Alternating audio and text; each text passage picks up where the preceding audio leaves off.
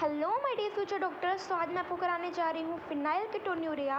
So phenylketonuria is basically the most common metabolic disorder in amino acid metabolism. It is the most important metabolic disorder है किसके अंदर, amino acid के metabolism में। Metabolic disorder तो of course किसी metabolism के अंदर ही होगा, अमीनो एसिड मेटाबॉलिज्म में।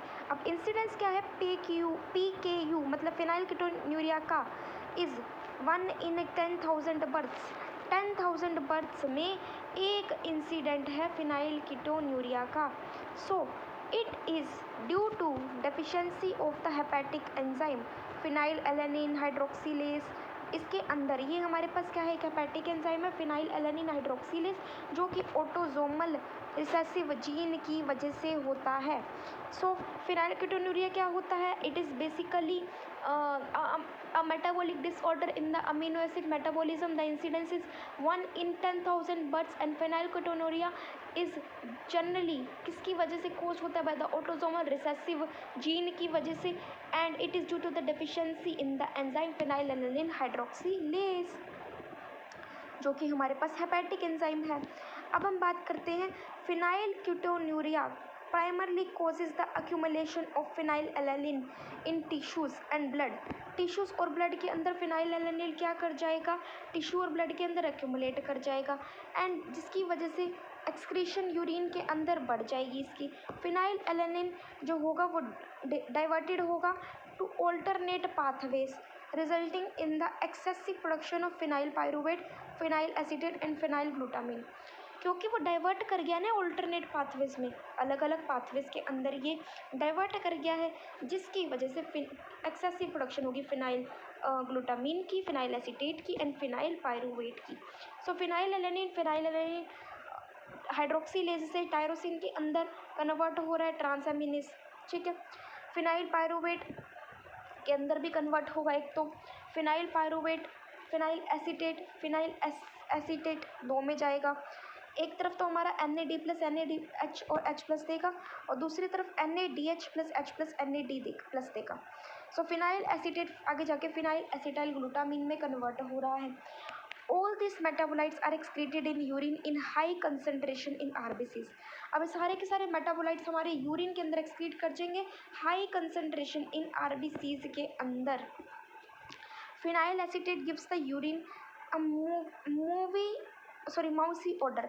फिनाइल एसिटेट ने माउसी ऑर्डर दिया, चूहे की स्मेल दी किसको, यूरिन को, कि जो नेम है phenylketonuria is coined due to the fact that the metabolic phenyl pyruvate is a keto acid. Phenylketonuria word क्यों आ रहा है, क्योंकि मेटाबॉलिक जो फिनाइल एलेनिन पायरुवेट है बेटा, वो हमारे पास एक कीटो एसिड है जो कि यूरिन में हाई अमाउंट के अंदर एक्सक्रीट हो रहा है, एंड यहीं पे था मेरे पास फिनाइल कीटोन्यूरिया।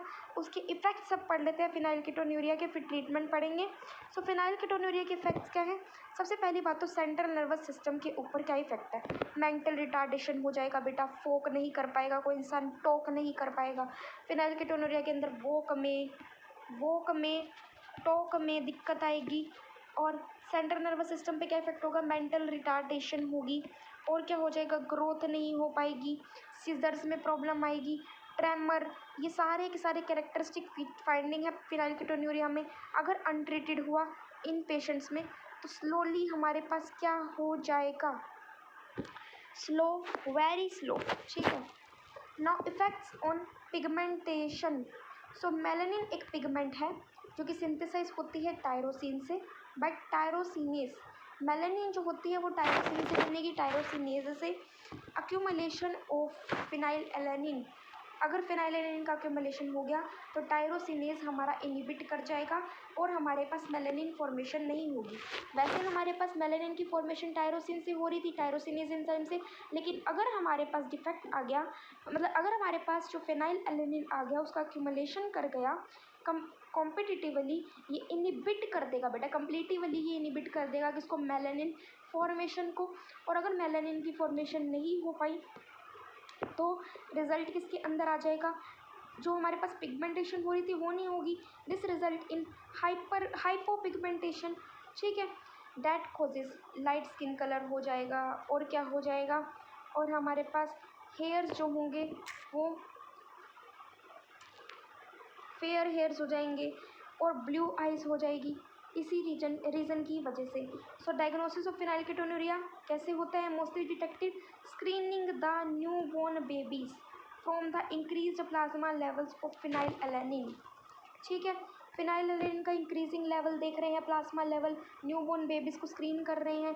फिनाइलकेटोन्यूरिया वैसे हमारे पास 20 से 65 mg/dl होता है, नॉर्मल 1 से 2 mg/dl, मतलब नॉर्मल तो 1 से 2 mg/dl होता है, लेकिन फिनाइलकेटोन्यूरिया के केस में 20 से 65 mg/dl हो जाता है, क्योंकि फिनाइल एलेनिन का अक्यूमुलेशन हो जाएगा, इंक्रीज़ हो जाएगा प्लाज्मा लेवल, उसका प्लाज्मा फिनाइल एलेनिन इंक्रीज़ हो जाएगा न्यूबॉर्न बेबीज़ के अंदर। This is usually carried out by Guthrie's test. अब उस टेस्ट का नाम क्या है जिससे ये होता है? उस टेस्ट का नाम है गुथरी टेस्ट। ठीक है, now treatment, maintenance of plasma phenylalanine within the normal range is done by selecting foods with low phenylalanine content। ठीक है, अगर मान लो हमें मेंटेनेंस करना है प्लाज्मा फिनाइलेनिन को नॉर्मल के अंदर, तो हम कैसे करेंगे? हम लो फूड फिनाइलेनिन कंटेंट लेंगे या फीड करेंगे सिंथेटिक अमीनो एसिड प्रिपरेशंस लो इन फिनाइल एलेनिन, मतलब सिंथेटिक अमीनो एसिड के प्रिपरेशन जो फिनाइल एलेनिन के अंदर लो होंगे। Dietary intake of phenyl alanine should be adjusted. ठीक है, बाय मेजरिंग प्लाज्मा लेवल्स हम लोग फिनाइलेनिन का डाइटरी इनटेक का मेजरमेंट कर सकते हैं। सो फिनाइलकेटोन्यूरिया यहीं पे ही हमारा डन होता है। नेक्स्ट मैं आपको पार्किंसन डिसीज़ कराती हूँ बेटा। Parkinson disease is a common disorder in many elderly people with about 1% of population. ठीक है, अबव 60 ईयर्स बीइंग अफेक्टेड। तो पार्किंसंस डिसीज़ क्या है? कॉमनली डिसऑर्डर, बहुत सारे एल्डरली पीपल में दिखेगा, 1% ऑफ पॉपुलेशन में, बहुत सारे एल्डरली पीपल के 1% ऑफ पॉपुलेशन के अंदर हमें पार्किंसंस डिसीज़ देखने को मिलेगा अबव 60 ईयर्स एज से, 60 ईयर्स के भी अबव देखने को मिलेगा 1% ऑफ पॉपुलेशन के अंदर। उसके बाद क्या है? It is characterized by muscular rigidity, tremors और एक्सप्रेशनलेस फेस बेटा कोई एक्सप्रेशन नहीं देगा।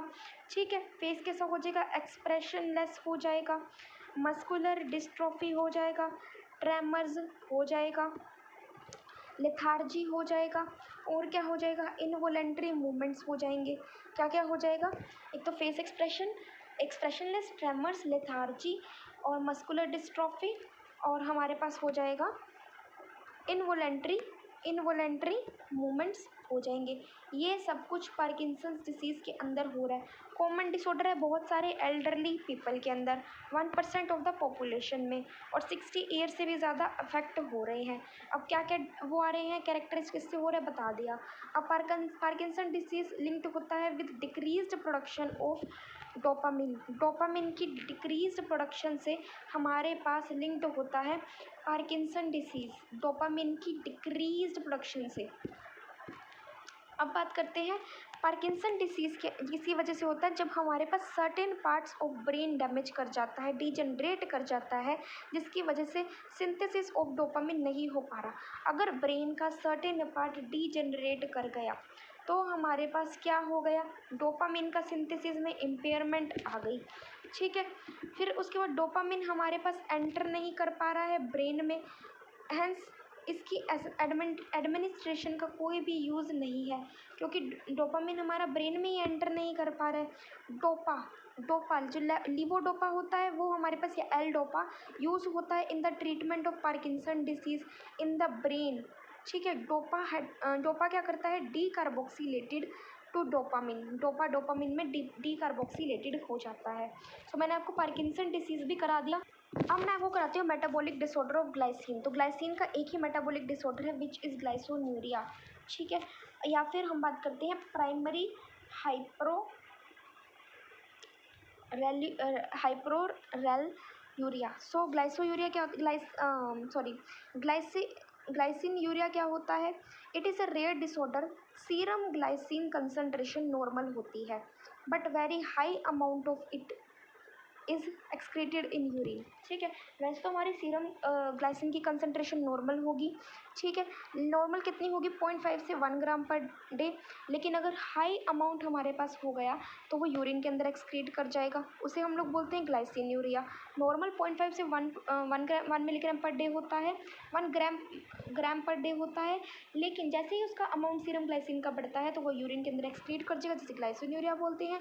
और ये डिफेक्टिव होता है, it is defective due to defective renal absorption की वजह से होता है। ठीक है, रीनल एब्जॉर्प्शन की डिफेक्टिव हो जाएगा ये। अब हम बात करते हैं प्राइमरी हाइपरोरेल्यूरिया। So this disorder is characterised by increased urinary oxalate, urinary oxaluria, बेटा ऑक्सैल्यूरिया। ठीक है, हाइपर ऑक्सैल्यूरिया, यहाँ पे हमारे पास ऑक्सैलेट हमारे पास क्या हो जाता है, बढ़ जाता है यूरिन के अंदर, तो यूरिनरी ऑक्सैलेट हमारे पास इंक्रीज कर गया, रिजल्टिंग इन ऑक्सैलेट स्टोन्स आ गए, और इन ऑक्सैलेट स्टोन्स का वेरियस टिश्यू के अंदर डिपोजिशन हो गया। ठीक है, primary hyperoxaluria is due to the impairment in glyoxylate oxidation to formate, glyoxylate oxidation की ऑक्सीडेशन होगी टू ग्लाइकोऑक्सैलेट की फ्यूमरेट के अंदर फॉर्मेट के अंदर ऑक्सीडेशन होगी, उसमें इम्पेयरमेंट आ गया, इसीलिए ये होगा। तो मैंने आपको ये भी करा दिया। सो अब मैं आपको कराने जा रही हूँ Refsum disease. So it is a rare but severe neurological disorder. ठीक है, characterized by cerebral ataxia and peripheral neuropathy. क्या हो जाएगा सेरेब्रल अटैक्सिया, सेरेब्रल तो पहले हमारा ब्रेन से रिलेटेड है। ठीक है, सो सेरेबेलम यहाँ पे हमारे पास डैमेज कर जाएगा इसके अंदर। सेरेबेलम किसका पार्ट है, ब्रेन का, that control muscle combination. Peripheral neuropathy क्या होता है, यहाँ पे हमारे पास पीएनएस मतलब पेरिफेरल नर्वस सिस्टम डैमेज होगा, जो कि नेटवर्क है नर्व्स का। ठीक है, और ये सिग्नल देता है स्पाइनल कॉर्ड और ब्रेन के अंदर and the rest of the body के अंदर। ठीक है, अब कोज क्या है, पेशेंट जो होते हैं इस डिसीज़ के अक्यूमुलेट करते हैं large quantity of the unusual fatty acids. फिर जो हमारे पास है फिनाइल, देखो सॉरी बेटा एक सेकेंड, दोबारा से कोर्स बताती हूँ। तो जो पेशेंट है इस डिसीज़ के, वो अक्यूमुलेट कर रहे हैं large quantity of the serum fatty acid और किसको, फाइटैनिक एसिड। ठीक है, सीरम फैटिक एसिड फाइटैनिक एसिड को लार्ज क्वांटिटी को अक्यूमुलेट कर रहे हैं, जो कि डिराइव फाइटैनिक एसिड है तो फाइटोल से डिराइव्ड होगा, और कॉन्स्टिट्यूएंट जो होगा क्लोरोफिल होगा इसका। फाइटैनिक एसिड हमारा बीटा ऑक्सीडेशन में नहीं जाएगा क्योंकि मिथाइल ग्रुप कार्बन 3 पे प्रेजेंट है। ठीक है, और रेफसम डिसीज़ किसकी वजह से होता है, जब डिफेक्ट होता है अल्फा ऑक्सीडेशन में, due to the deficiency of the enzyme phytanic acid alpha oxidase की वजह से अल्फा ऑक्सीडेशन नहीं हो पाती, उसमें डिफेक्ट आ जाएगा क्योंकि हमारे पास phytanic acid alpha oxidase enzyme में डेफिशिएंसी है।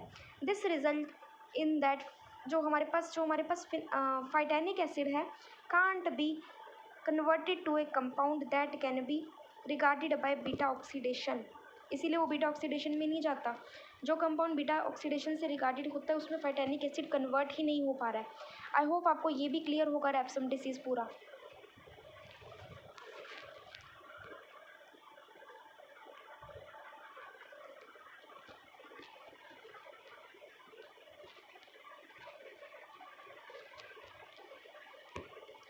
इस वीडियो के लिए इतना ही। Thank you so much for watching, bye bye.